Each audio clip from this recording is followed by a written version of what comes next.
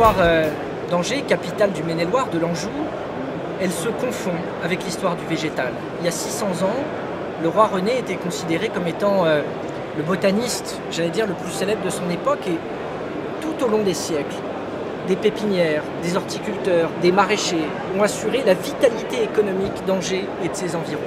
Et encore aujourd'hui, le végétal, c'est 25 000 emplois dans l'aire urbaine d'Angers. C'est 2500 étudiants et ce sont 500 chercheurs, ce qui explique que nous ayons un pôle de compétitivité dans le domaine du végétal, à vocation internationale, Végépolis. Nous avons en plus été classés il y a quelques mois, ville la plus verte de France.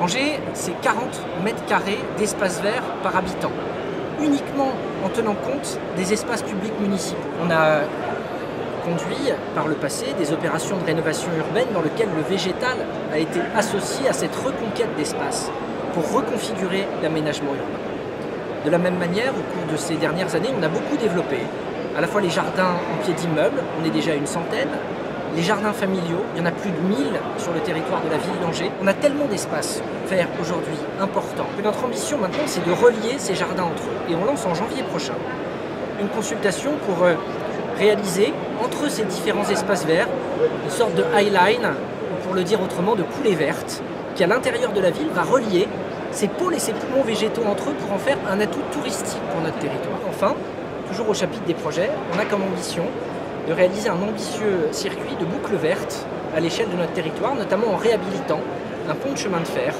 qui domine à la fois les basses vallées angevines et l'ensemble de la ville de l'autre côté, sur l'emplacement d'une ancienne voie de chemin de fer, et qui sera demain, je n'en doute pas, un des plus beaux sentiers pédestres qu'on trouvera dans l'ouest de la France. Depuis 2005, nous n'utilisons plus les phytos pour traiter les 16 000 arbres d'alignement qui existent à Angers, et on a progressivement banni le phyto d'un grand nombre d'espaces, les cimetières. Il faut en revanche un état d'esprit très volontariste de la collectivité, un savoir-faire des services et une compréhension pour partie de la population par rapport à des éléments de gestion différenciée des espaces, pour qu'on s'habitue à ce que quelques herbes, à droite ou à gauche, ce n'est pas un signe de négligence, c'est au contraire une manière de pouvoir conjuguer les espaces verts et le respect de l'environnement dans la ville. La force du végétal, c'est d'abord effectivement une force économique.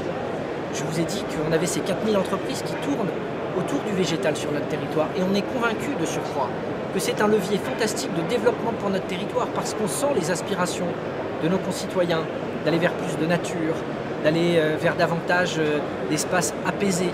Et on sent en même temps que l'expertise accumulée, elle peut être valorisable par rapport à d'autres villes en France, mais demain par rapport à d'autres villes dans le monde. Dans le végétal, il y a nos racines, il y a l'identité et le bien vivre d'aujourd'hui, mais il y a aussi les leviers de notre développement pour demain.